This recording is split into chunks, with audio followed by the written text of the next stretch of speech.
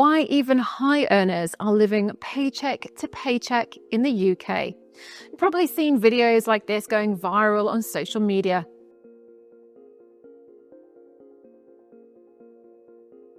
£5, £5 for a tub of Options hot chocolate.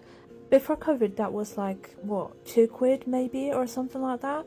You've probably seen videos like this going viral on social media, where regular hard-working Brits talk about how they're doing everything right, but still can't get ahead.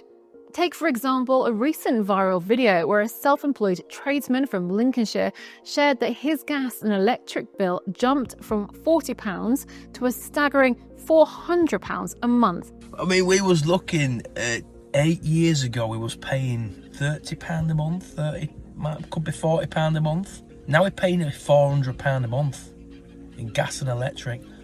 What's going on? And he's not alone. Across the country, people, even those earning well above the national average, are quietly wondering, why does it still feel like we're barely making it? There's a surprising shift happening in the UK. Even people earning well above the national average are now living paycheck to paycheck. Would you say you have a good job? Yes, yeah, it's a good job, yeah.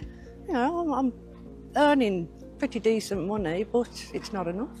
Over the past 3 years, the UK has undergone a cost of living transformation unlike anything in recent memory. What makes this period unique is not that one or two things have become more expensive, but that nearly everything has. Energy bills have skyrocketed. Between 2021 and 2023, the average annual energy bill jumped from around £1,200 to over £2,500, with some households paying significantly more. Even after the government's energy price guarantee, millions still face steep monthly charges. And for some, like the man in the viral TikTok video, gas and electric bills have jumped from £40 to £400, a tenfold increase. His case may sound extreme, but thousands have reported similar spikes. Grocery prices have soared.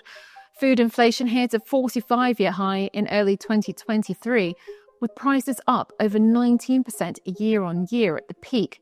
Basic staples like milk, cheese, and bread saw double-digit price hikes. Even in 2025, food inflation remains stubbornly high, eroding everyday budgets. Fuel remains painfully high. As of mid-2025, petrol and diesel prices are still hovering around 145 to 160p per litre, well above pre-2021 norms. Commuters and tradespeople feel this pressure daily. Public transport fares are up too. In London, TfL fares rose by 5.9% in 2023, the biggest hike in a decade. Rail fares across the UK rose by 4.9% in 2024, and another increase is expected in 2025. Council tax has increased in nearly every local authority. In 2024, over 95% of councils raised tax, many by the maximum 4.99% allowed without a referendum. Some Band D households now pay over £2,000 a year in council tax. Rent has risen sharply. According to the ONS, private rents rose 9.2% in the year to May 2025, with cities like London, Manchester and Bristol seeing even higher jumps. Demand continues to outstrip supply.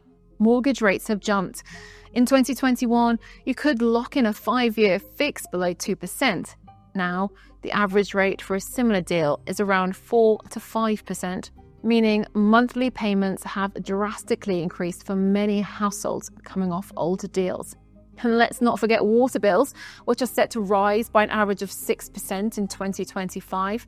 Broadband prices, which jumped mid-contract by 8% to 14%, and childcare, which remains among the most expensive in the OECD, often £1,000 or more per month for full-time care. What we're witnessing is a full spectrum inflation. And for high earners, the pain isn't just limited to the grocery shop or the heating bill. It's a compounding effect. The cost of everything has gone up. And even a salary that once felt comfortable can now barely cover a month's essentials. Meanwhile, wages haven't kept pace. The average weekly earnings rose around 6.5% year on year in early 2025, but inflation had already eaten into several years of real-term income. Salaries may look good on paper, but the purchasing power behind them has been hollowed out. Even if you're pulling in a salary, that puts you in the top 10% of UK earners, say around £70,000 a year. It doesn't go as far as it used to. In fact, once you account for taxes, national insurance, and other deductions, the take-home pay is much slimmer than most realise. The UK is currently facing the highest tax burden in 70 years. Taxes are expected to hit 37% of GDP by 2028. Over 6 million people now pay the 40% higher income tax rate. That's 4 times more than in 1991. Corporation tax has been raised to 25%, making it the highest in the G7. And then there's what many economists are calling the UK's stealth tax crisis. Because personal tax thresholds have been frozen, more and more people are being dragged into higher tax brackets without realising it. You earn a raise, but your tax bill rises even faster. It's a silent system that erodes income growth. This hits high earners particularly hard.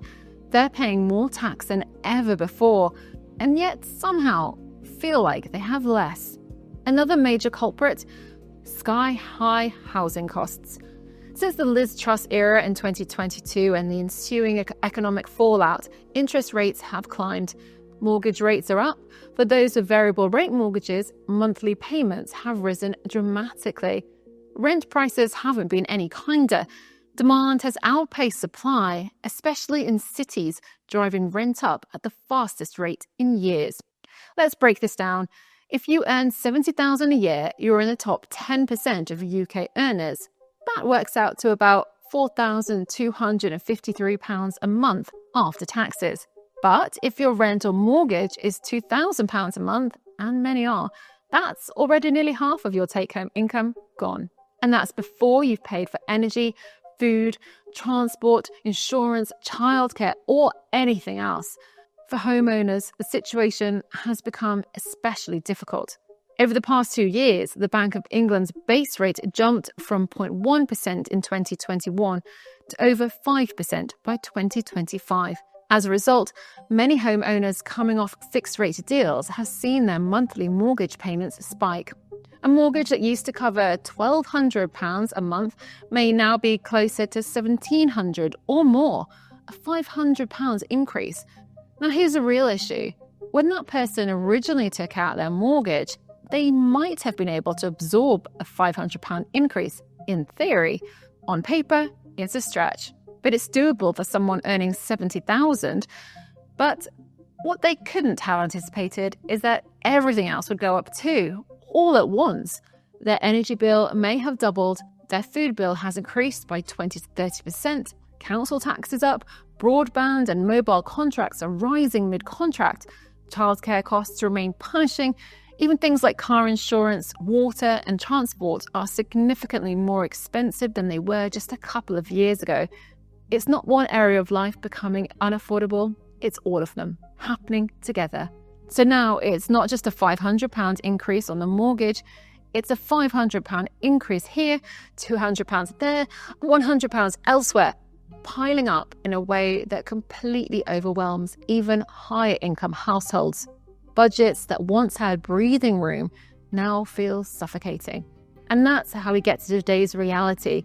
People on £70,000 a year feeling like they're barely scraping by. Not because they're reckless with money, but because the UK went through a severe inflationary spike. Inflation peaked at 11.1% in October 2022, marking a 41-year high for the UK.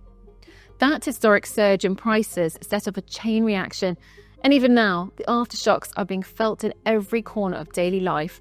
For many, housing isn't just a cost, it's a crisis. Childcare, the hidden bill that breaks the budget. For working families, especially dual-income households, childcare is a necessity, and it's becoming financially unsustainable. The UK has some of the highest childcare costs in Europe. A full-time nursery place for a child under 2 costs an average of £13,000 a year. And that's just for one child. That's more than the cost of some private universities in Europe. Add after-school clubs, babysitters, holiday care, and the occasional tutor, and you could be looking at tens of thousands of pounds a year. These costs feel non-negotiable. They aren't luxuries. They're the price of being able to work. But for many parents, the arithmetic doesn't work anymore.